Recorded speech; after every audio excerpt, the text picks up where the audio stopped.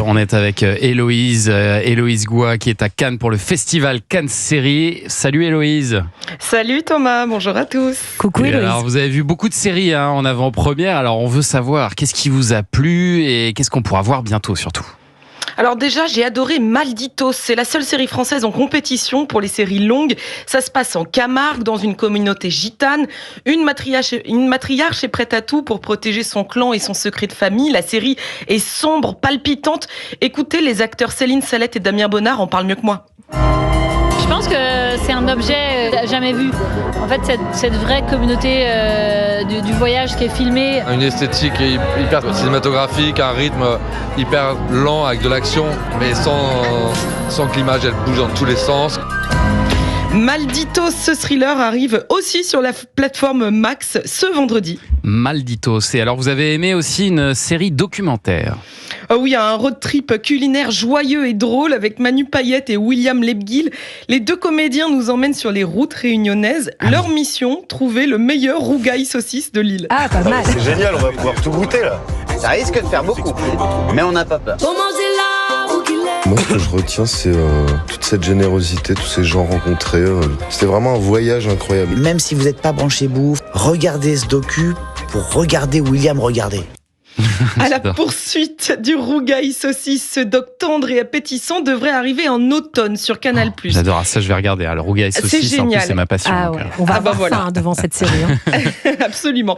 Et puis, une autre série a réchauffé la croisette, la saison 2 d'Escort Boys. Ah oui, bon alors, bien si sûr. vous ne connaissez pas, je sais que vous connaissez Anissa, sachez que le casting n'est pas désagréable à regarder, ni à interviewer d'ailleurs. Escort Boys, c'est l'histoire de 4 garçons en galère qui se retrouvent à vendre leurs services. Derrière ce pitch léger, cette série nous parle de sujets universels, comme nous l'explique Ruben Alves, réalisateur de la série. Si on se professionnalise, on peut vraiment tout déchirer. Et parce qu'il faut retirer le t-shirt en plus. C'est une série sur le désir féminin, d'inverser un peu les rôles et surtout de 4 garçons en construction de vie, comment ils vont découvrir un monde qu'ils connaissent pas. Là, en l'occurrence, dans cette saison 2, avec encore plus de différences, avec handicap, avec des femmes avec des âges complètement diverses.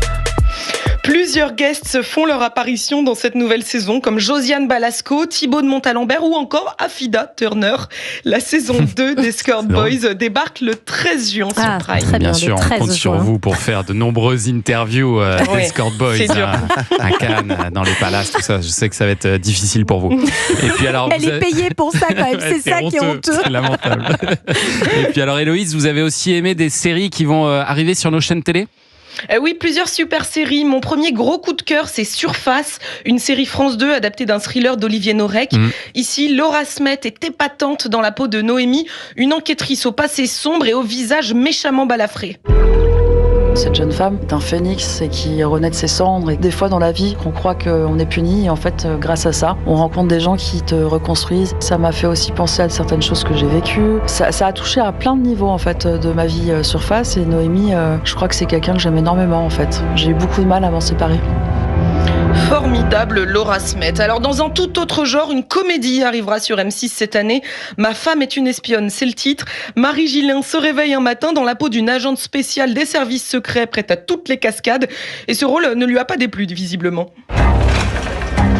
On a toutes à un moment envie de ça. J'ai envie de tout faire péter. J'ai envie de retrouver aussi cette force féminine de badass en fait.